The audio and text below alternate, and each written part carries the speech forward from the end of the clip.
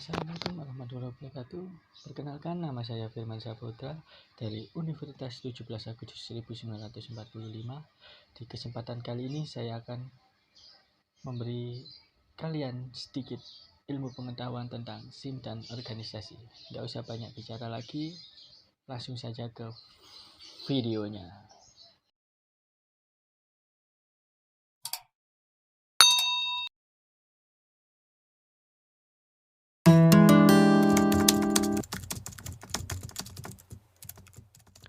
Baik, materi yang pertama adalah tentang penjelasan sistem informasi manajemen. Sistem informasi manajemen merupakan sistem yang mengelola serta mengorganisasikan data dan informasi yang berguna untuk mendukung pelaksanaan tugas dalam suatu organisasi. Mengapa demikian? Karena SIM adalah alat penunjang suatu organisasi untuk memperlancar kegiatan organisasi dan sebagai media pengembang organisasi agar menjadi lebih baik ke depannya. Maka penerapan SIM sangatlah berguna dalam suatu organisasi karena SIM memiliki efek yang cukup besar bagi organisasi.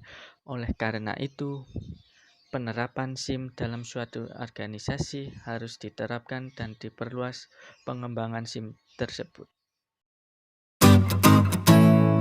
Selanjutnya, materi yang kedua membahas tentang komponen dalam suatu organisasi. Yang pertama, tempat kerja. Tempat kerja yaitu lokasi atau tempat kegiatan keorganisasian dan sebagai sarana dan prasarana kegiatan organisasi. 2. Sumber daya manusia yaitu pelaku atau orang yang mengembangkan suatu organisasi. 3. Budaya organisasi yaitu kebiasaan yang ada di organisasi seperti contoh kebiasaan anggota bertukar pikiran antar para anggota. 4. Kekayaan aset yaitu simbol perusahaan atau barang-barang yang dimiliki organisasi sebagai barang yang berharga. 5.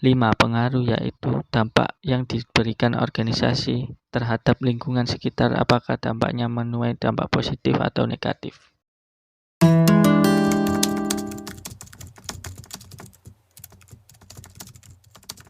Selanjutnya, materi ketiga membahas tentang hubungan SIM dan organisasi. Pertama, komponen pendukung kegiatan organisasi. 2. Memberikan bantuan dalam pengambilan keputusan. 3. Mengintegrasikan data dan informasi yang dibutuhkan. 4. Penyimpanan data dan informasi. 5. Bantuan untuk pemberian layanan pada pelanggan.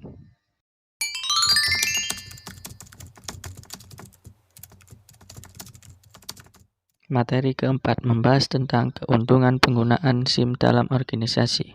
Pertama, dapat meningkatkan keuntungan perusahaan. 2. Mengurangi biaya bisnis. 3. Meningkatkan pangsa pasar, buka kurung jangkauan dan variasi produk, tutup kurung. 4. Perbaikan relasi pelanggan atau pelayanan pelanggan. 5. Meningkatkan efisiensi. 6. Dapat memperbaiki dalam pengambilan keputusan. 7. Pemenuhan peraturan lebih baik dan teratur. 8. Kesalahan lebih sedikit. 9. Perbaikan keamanan. Dan 10. Kapasitas lebih banyak atau besar.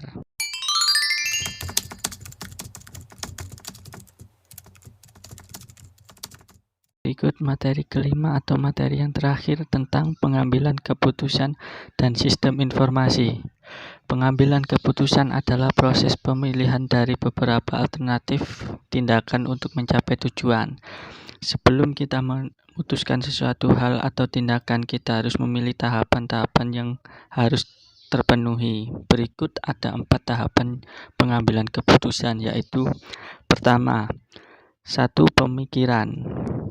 Segala tindakan yang kita lakukan harus kita pikirkan terlebih dahulu, karena dengan kita pikirkan terlebih dahulu membuat kita menjadi tenang dan tidak kebingungan ketika ingin bertindak. 2. Perancangan. Setelah kita memikirkan, kita harus merancang bagaimana skema yang ingin kita lakukan ke depannya. 3. Pemilihan. Setelah itu, kita memilih tahapan atau rancangan yang sudah dibuat untuk menetapkan sebagai pilihan yang tepat dan terbaik. 4. Penerapan.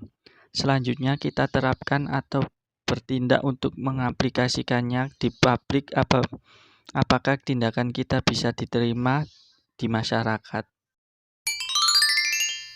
Berikut adalah contoh SIM dalam organisasi. Kalian bisa lihat gambar. Saya mengambil contoh rapat. Mengapa saya mengambil contoh rapat? Karena rapat ini adalah contoh sederhana SIM dalam organisasi, karena dalam rapat tersebut anggota kelompok maupun pemimpin kelompok dapat bertukar pikiran dan dapat menyampaikan langsung informasi kepada seluruh anggota organisasi. Dengan diadakannya rapat organisasi membuat hubungan antara anggota menjadi erat dan pengembangan organisasi semakin menjadi bersemangat. Terima kasih buat kalian semua telah menyaksikan video ini. Semoga bermanfaat dan menambah ilmu pengetahuan kalian. Tetap jaga kesehatan, ingat 3M, menjaga jarak, mencuci tangan, dan memakai masker. Bye.